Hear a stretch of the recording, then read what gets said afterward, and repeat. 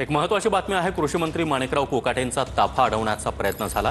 धुळे दौऱ्यावर असलेल्या माणिकराव कोकाटे यांचा ताफा अडवण्याचा प्रयत्न केला गेला। ताफ्यासमोर आंदोलन करणाऱ्यांना पोलिसांनी ताब्यात घेतलाय।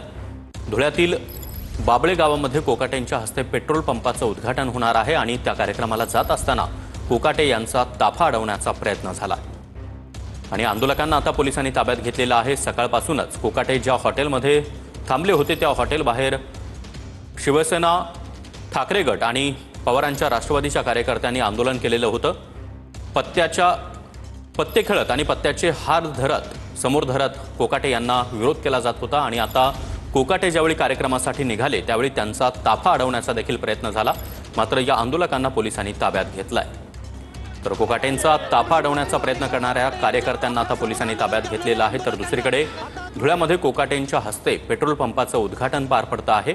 या उद्घाटनाच्या कार्यक्रमात असतानाच कोकाटेंचा ताफा अडवण्याचा प्रयत्न झाला। मात्र पोलिसांकडून या आंदोलकांना ताब्यात घेण्यात आलंय।